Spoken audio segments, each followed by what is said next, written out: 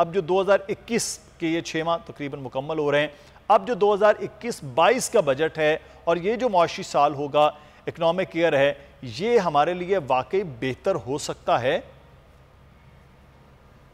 Ji दसर, thank you so much. तो ये देखें आप कि Pakistan has done so much better अगर हम बाकी ममालिक से कंपेयर करें दो चीज़ों पे। एक तो कि जो पेंडेमिक है इसकी हैंडलिंग हमने किस तरह की है, और दूसरा कि हुकूमती जो मेजर्स हैं उसका इकोनॉमी के ऊपर क्या इम्पैक्ट आ रहा है। सो दो बड़े चैलेंजेस हर मुल्क को जो पेश आए हैं जब से ये पेंडेमिक आया है। एक कि किस तरह लोगों की ज़िंदगी को बचाया जाए, एंड सेकेंडली कि किस तरह इकोनॉमी को शील्ड किया जाए, ये जो लॉकडाउन्स किए हैं लोगों की प्रोटेक्शन के लिए। तो दोनों मेजर्स पे हम देखते हैं कि पाकिस्तान ने बहुत बेहतर परफॉर्म किया है अगर हम ग्लोबल इकोनॉमी से देखें, और हम अगर अपनी नेबरिंग इकोनॉमीज को देखें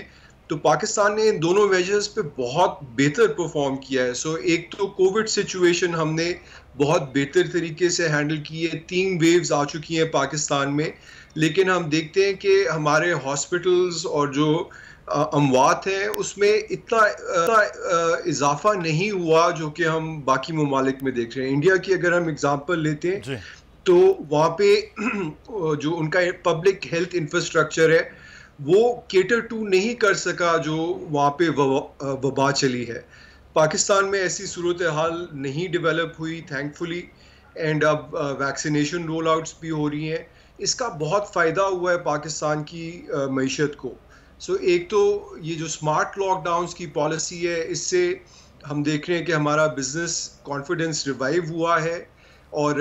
सेकेंडली जो गवर्नमेंट ने स्टेप्स लिए हैं ड्यूरिंग द लास्ट 1 ईयर जिसमें मॉनेटरी स्टिमुलस था, तकरीबन 1 ट्रिलियन रुपी का स्टिमुलस सेंट्रल बैंक ने दिया है इकोनॉमी को। इन्होंने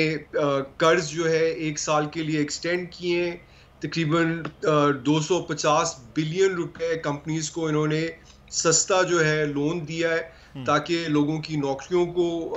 नुकसान ना हो। एंड इसी तरह इन्होंने टेम्परेरी इकोनॉमिक रिलीफ मेजर्स दिए जिससे नई इन्वेस्टमेंट्स आई हैं पाकिस्तान में। दूसरी तरफ हम देख रहे हैं कि जो बजट है वहाँ से तकरीबन 1.2 ट्रिलियन रुपीस का फिस्कल स्टिमुलस दिया गवर्नमेंट ने, जिसमें एहसास प्रोग्राम के अंदर पेमेंट्स दी गई, एसएमईज को जो है क्रेडिट दिया गया, उनके बिल्स जो है उनको जो है हुकूमत ने पे किया।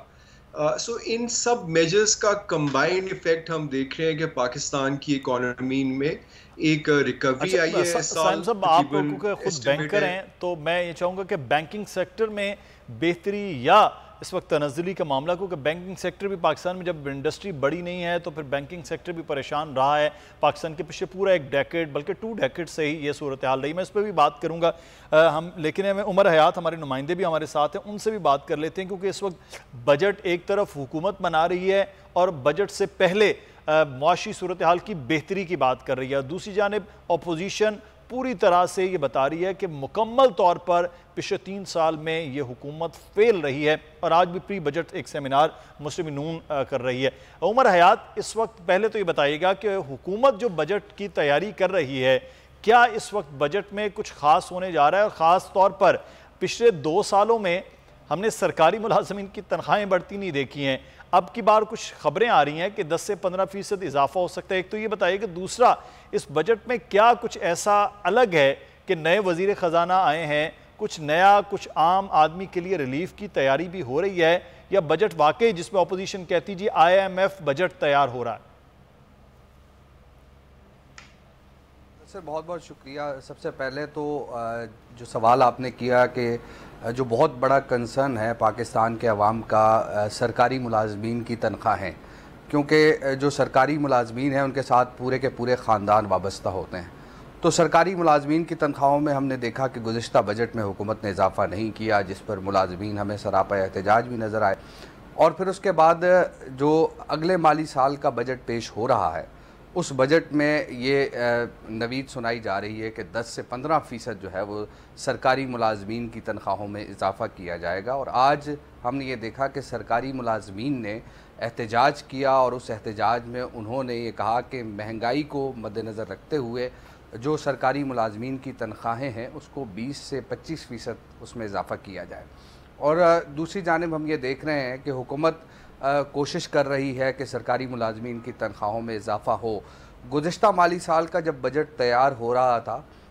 तो हम वज़ारत ख़ज़ाना से राब्ते में थे और उस वक्त क्योंकि बजट से पहले IMF टॉक्स हो रही थी और IMF के साथ मामलात तय हो रहे थे, तो उस वक्त IMF ने ये कहा था कि पूरी दुनिया के अंदर रिसेशन चल रहा है कोविड की वजह से और पूरी दुनिया में जो है वो तनख्वाहों में कमी और अनएम्प्लॉयमेंट जो है वो बढ़ रही है कोविड की वजह से, तो इसलिए आप इस साल जो है वो तनख्वाहों में इजाफ़ा ना करें। लेकिन पाकिस्तान की जो इस वक्त माशी सूरत हाल है उसमें अगर हम देखें तो इस वक्त भी पाकिस्तान जो है वो सरकारी मुलाजमीन की तनख्वाहों में इजाफ़े का मुतहम्मिल नहीं हो सकता। तकरीबन 3500 अरब रुपए खसारे का बजट जो है वो गुज़िश्ता माली साल पेश किया गया और इस साल भी जो है वो तकरीबन 3000 अरब रुपए से ऊपर का खसारा जो है वो सामने आने का खदशा नज़र आ रहा है। लेकिन अब जो बजट की तैयारी है उस बजट की तैयारी में हुकूमत ने इस साल जो बजट का हुजम है उसमें हमने देखा है कि इजाफ़ा किया है। 8400 अरब रुपए जो है वो बजट हुजम होगा और इसके साथ साथ जो महसूलात हैं, महसूलात भी जो है वो 5829 अरब रुपए का जो है वो अगले नए माली साल में हदफ महसूलात का रखने का जो है वो हुकूमत की जानिब से फ़ैसला किया गया है। IMF की जानिब से ये कहा गया था कि 5963 अरब रुपए जो है वो हदफ रखा जाए, लेकिन हुकूमत की जानिब से ये बार बार इसरार किया गया, IMF को कन्विंस करने की कोशिश की गई कि पाकिस्तान जो है वो 5700 अरब रुपए तक की टैक्स कलेक्शन कर सकता है। सब्सक्राइब करें और बेल दबाएं ताकि कोई खबर रह न जाए।